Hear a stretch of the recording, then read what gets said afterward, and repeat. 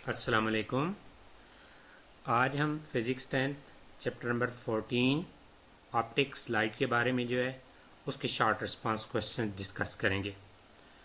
तो सबसे पहले अगर आप हमारे चैनल पे नए हैं तो चैनल को सब्सक्राइब कर लें और साथ बेल आइकन को प्रेस करें ताकि आपको हर नई आने वाली वीडियो मिल सके।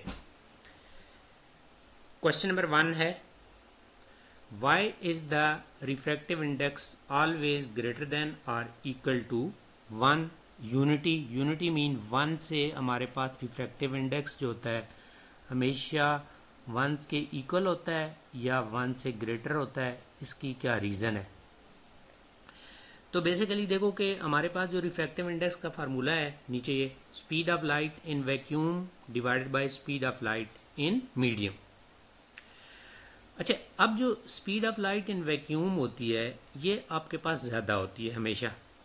किसी भी मीडियम के अंदर जब लाइट इंटर होती है तो उसकी स्पीड जो होती है वो डिक्रीज हो जाती है। तो अब देखें कि इस इक्वेशन के अंदर देखें तो आपके पास जो c की वैल्यू है वो v से ज़्यादा है। अब जब नोमरेटर डिनोमिनेटर से बड़ा होगा तो फिर आंसर ग्रेटर देन 1 होगा।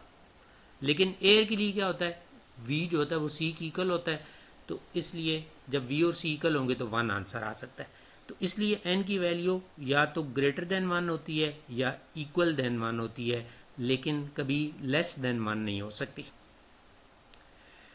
Next question is, which physical process is responsible for decrease in the speed of the light in the material medium.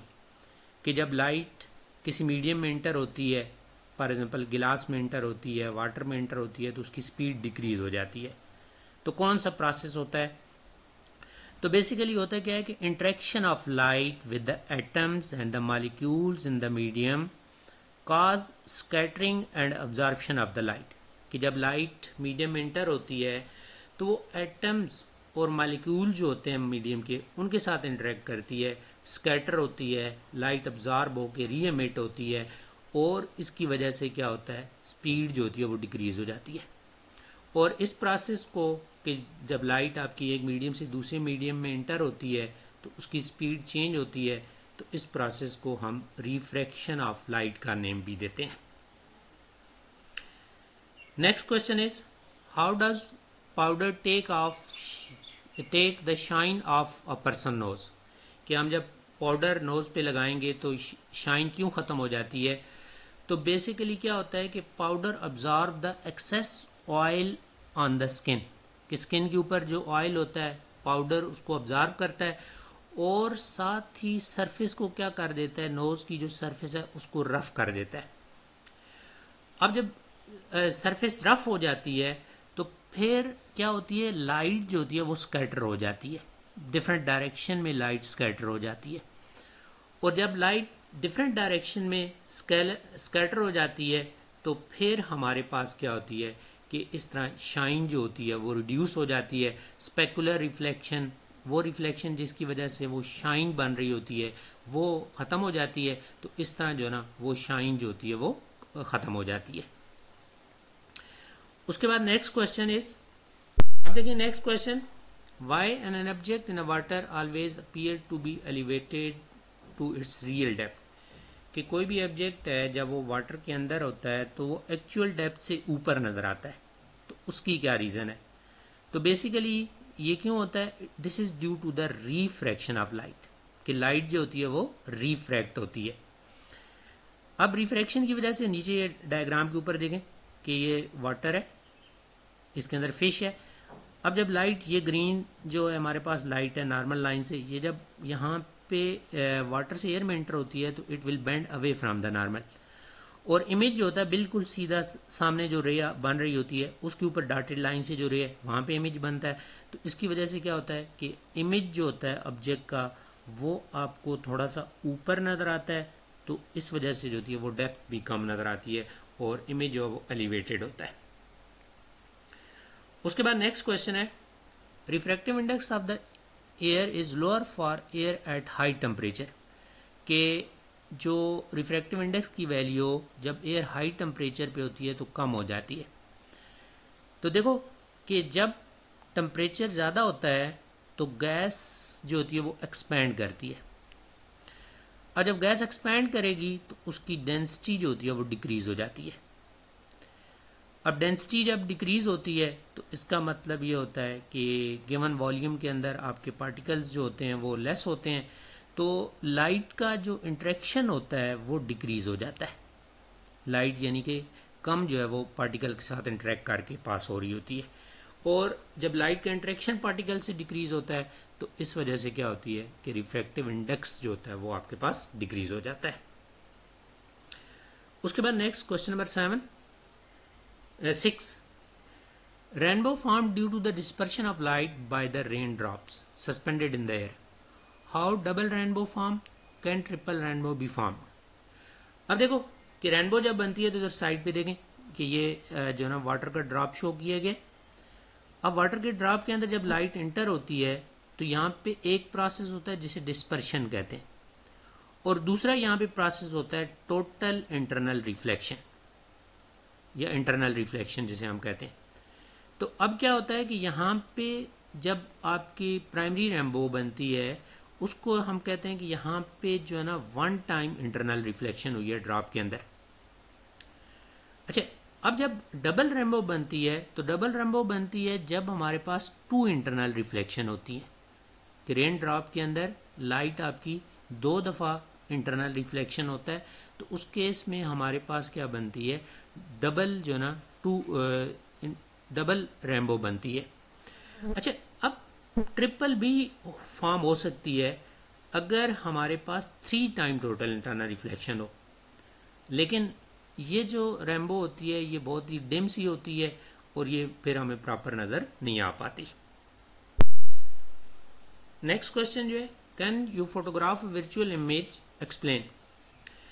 अब वर्चुअल इमेज वो इमेज होता है जो कि आपका स्क्रीन के ऊपर नहीं बन सकता, लेकिन वर्चुअल इमेज जो होता है उसका हम फोटोग्राफ ले सकते हैं, उसका फोटो ले सकते हैं। अब क्या होता है कि our camera lens can collect the diverging light ray from the virtual image and converge them onto the sensor, कि हमारा कैमरा जो होता है वो क्या करता है कि जो वर्चुअल इमेज से लाइट आती है उसको सेंसर के ऊपर कन्वर्ज करता है, और इस तरह फिर बाद में उसका रियल इमेज बनता है सेंसर के ऊपर, और इस तरह उस इमेज को रिकॉर्ड कर लेता है। उसके बाद नेक्स्ट क्वेश्चन है, what is meant by the negative magnification. अब मैग्निफिकेशन का मतलब ये होता है कि आपका जो लेंस होता है वो कितना इमेज को बड़ा छोटा कर रहा है, इसको हम मैग्निफिकेशन का नाम देते हैं। अच्छा, अब नेगेटिव मैग्निफिकेशन का मतलब ये होता है कि इमेज जो होता है वो आपका इन्वर्टेड है, यानी कि जिस तरह देखें ये सामने डायग्राम के ऊपर ये इस साइड पे ये ऑब्जेक्ट मैंने शो किया हुआ है एरो से, और इस साइड पे मैंने उसका इमेज शो किया हुआ है। तो नेगेटिव का मतलब ये है कि इमेज जो है वो क्या है, इन्वर्टेड है, उलट होके बन रहा है। और दूसरा इसका मीनिंग ये होता है टू, अगर फॉर एग्जांपल टू मैग्निफिकेशन है तो इसका मतलब ये होता है कि जो इमेज है वो ऑब्जेक्ट से 2 टाइम बड़ा है। जिस तरह देखें ऑब्जेक्ट आपका 1 सेंटीमीटर है ये डायग्राम के ऊपर, और इमेज जो है वो आपका 2 सेंटीमीटर है, और नेगेटिव मैग्निफिकेशन का मीनिंग है कि आपका इमेज जो है वो इन्वर्टेड होगा।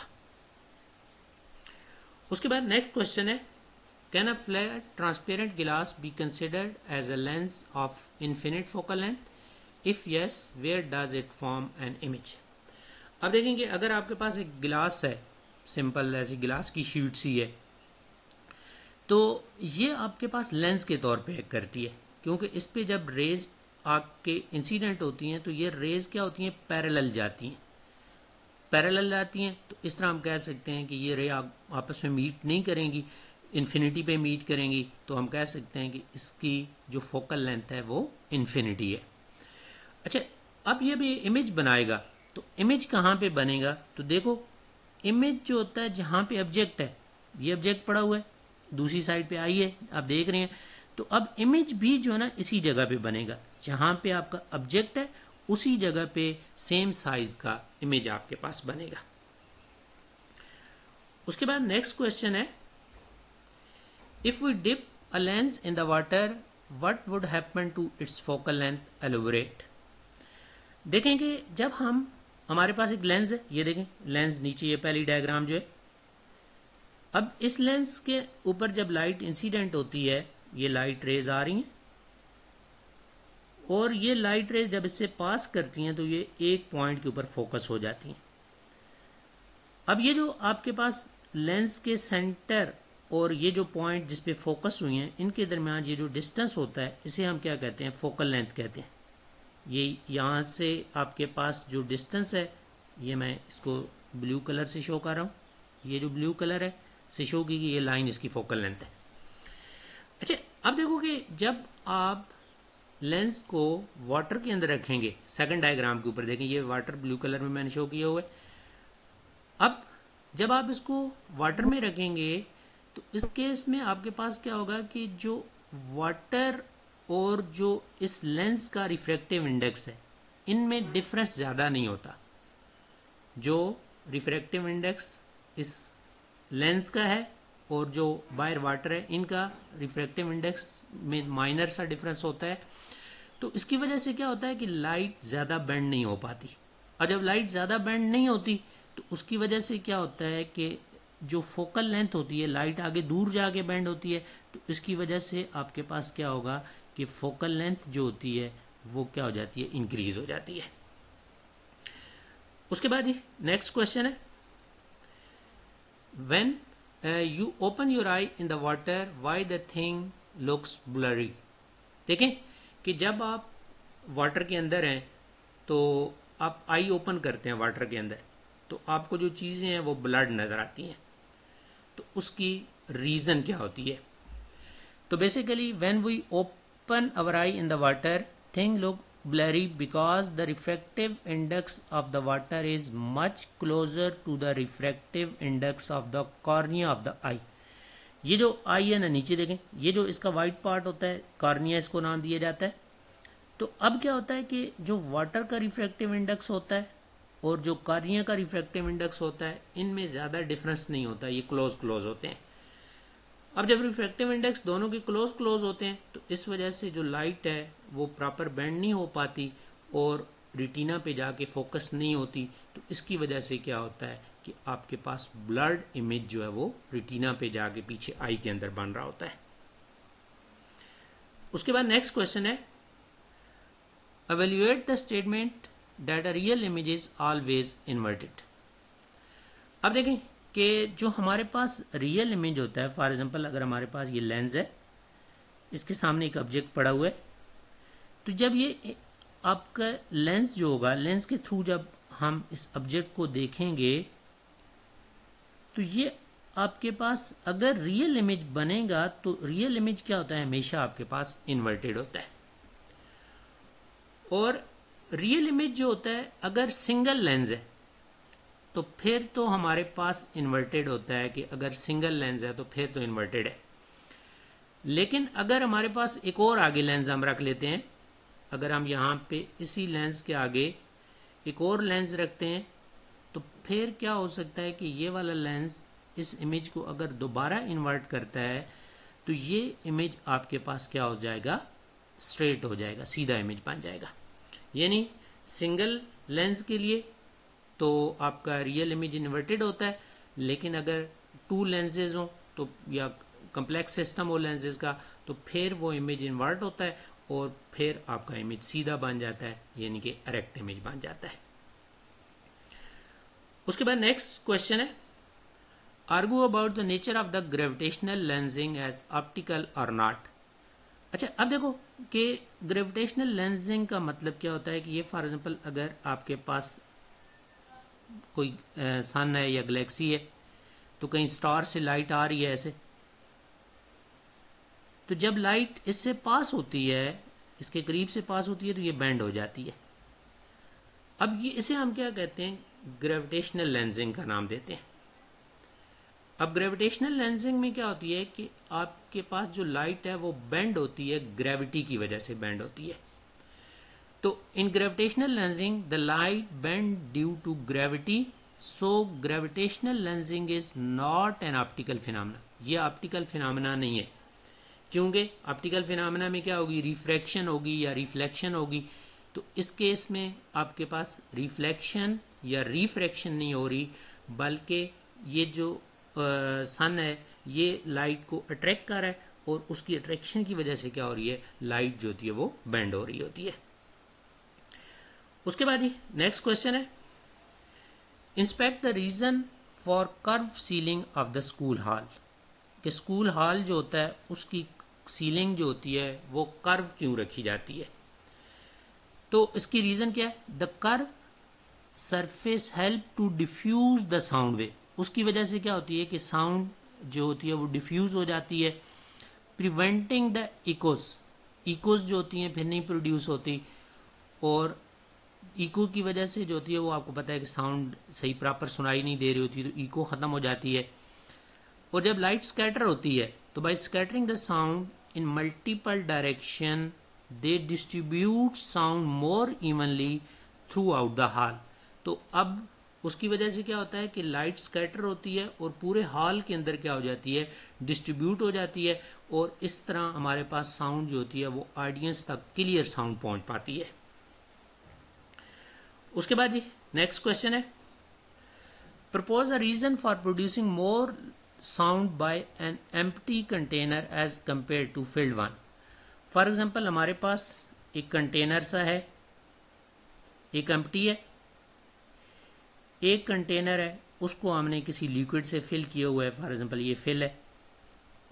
अब अगर हम इसको हिट करते हैं तो लाउड साउंड आएगी, लेकिन ये जो फिल्ड हुआ लिक्विड कंटेनर है इसमें से कम आवाज़ आएगी जब आप इसको हिट करेंगे। तो इसकी रीज़न क्या है, तो बेसिकली क्या होता है, the empty container produce more sound when struck because it has more air space to vibrate. इसके अंदर क्या है, ज़्यादा एयर स्पेस है और ये वाइब्रेट ज़्यादा कर सकता है। The air column with in the empty container can easily vibrate and amplify the sound. अब जो इसके अंदर एयर कॉलम है, जो कंटेनर के अंदर एयर है यहाँ पे, ये ईजिली वाइब्रेट हो सकती है और साउंड को एम्पलीफाई करती है, यानी साउंड को इंक्रीज कर सकती है। When the container is filled with the liquid then it can not vibrate easily. जिस तरह देखिए ये सेकंड कंटेनर है, जब इसके अंदर कोई लिक्विड डला हुआ है तो फिर ये ईजिली वाइब्रेट नहीं कर सकता, और जब ये ईजिली वाइब्रेट नहीं करेगा तो फिर हमारे पास जो होगी वो लेस साउंड जो होगी वो प्रोड्यूस होगी। उम्मीद है कि आपको ये समझ आ गए होंगे। अगर आपको कोई कन्फ्यूजन हो तो आप कमेंट्स में मुझसे पूछ सकते हैं। तो ओके जी, अल्लाह हाफिज़।